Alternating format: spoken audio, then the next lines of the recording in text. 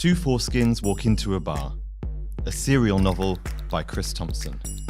Narrated by Chris Thompson. Chapter 2. Shitting myself on an A-lister's carpet. When the spring came, I got gonorrhea. In New York, someone flicks a switch and the weather changes from cold to hot in a day. Gays emerge triumphantly from hibernation in sleeveless tops, unveiling the muscles they've been incubating over winter. The air is filled with freshness. A febrile horniness underscores every interaction. Each stepping out of someone's way on the sidewalk or leaning over to get the half and half contains the enticing possibility that it might lead to something else. The skyscrapers seem taller, the city smiles again. I met a guy named, well, let's call him Aaron, who came with me to the STD clinic. Aaron was a singer and a musician gigging at 54 Below and performing in jazz clubs. I watched his stuff on YouTube before I met him. He had an authority in the way he performed that I'd not seen before, an ability to clarify and distill the story of each song. He presented on stage a duality. The character was clear, but it was distilled through him. When he sung, I felt I was getting to know two people at the same time. He liked me saying this and asked to read one of my plays. In the waiting room, Aaron told me he was still getting over someone, so our relationship could only be sexual. His predicament was that he now understood he didn't want to get over this person. It's the realization he said he'd come to whilst he was reading my play. Not because the play was illuminating or insightful, but the act of intimacy was misplaced. He should be reading his ex's play, not mine. Was there nothing in the play that opened up this idea? No. My name was called, and I was swiftly injected on my bum cheek and prescribed antibiotics, which, I was warned, might upset my stomach. Returning to Aaron in the waiting room, my phone rang. My producer, out of breath, was screaming, "Cancel your plans this afternoon!" He'd sent Carthage to who had responded very well to the script and wanted to meet before he headed back to LA. We had no director, no theatre, so it felt somewhat premature, but there was no doubt getting the buy-in from an A-lister would open the doors that were currently closing in our faces. Our actor was flying this evening, but could see us this afternoon. His apartment was on the Upper West Side. Aaron got the subway up with me out of nosiness, and we said goodbye on the corner. My producer was already there, hopping from one foot to the other. We looked up at the apartment, and then at each other, the unspoken point being this was the biggest meeting of our professional lives. If there had been any warning, I'd have gone to the bathroom. There are plenty to choose from in this apartment. In my memory, everything was white, but I'm not sure that's true. The walls certainly were. The carpet was more off-white, and I remember remarking to myself as I walked in, this must be the first carpet I've seen in a New York apartment. The meeting had gone well. It turns out my producer had lied and said we had a theatre in New York available. Was still interested and was going to share the play with his team. We were at the door, saying goodbye, when I felt like I'd been punched hard in the stomach. I doubled over and squatted in agony. A huge amount of shit came out of me, with such force it pushed over the top of my trousers and onto the carpet. It wouldn't stop. A volcanic lava inexorably racing towards the village below. I writhed on the floor and dragged myself into the bathroom. I tried to clean myself up, but I kept shitting. I'm not sure how I'd react if the roles were reversed. If a writer turned up to my apartment and shat himself on the floor and then shouted through the bathroom door, "It's on account of the gonorrhea medication!" Thankfully, this man, this beautiful soul, showed mercy and was kind enough to see the funny side, even encouraging me to laugh too. I guess when you're rich and famous, you can just replace the carpet.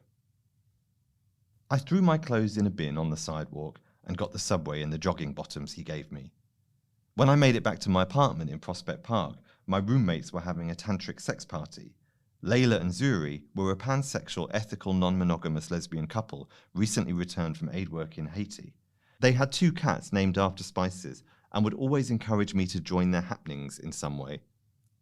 After I showered, I sat on the floor of my room in darkness and tried to stop my body shaking. There was a knock at the door. "They told me you were gay. I wondered if you'd like to have sex with me. I've just shat myself on carpet." My gentleman caller, Malik, had once soiled himself on a plane. It helped me a great deal to hear that. He suggested we lay on my bed and do some breathing exercises to help regulate my nervous system. I could feel his erection press against me as we amalgamated our fully clothed outlines into a new amorphous form. When I woke up, he was gone. The next day, I took the train to Chicago. I had decided to write Robert a letter, but I needed to leave New York to do so. I spent several hours scouring stationery stores for the perfect paper on which to write.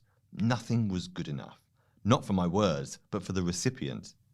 I had been planning to write for several weeks, but it was only when I found a thick, creamy parchment intended for calligraphy that I felt able to go ahead with the plan.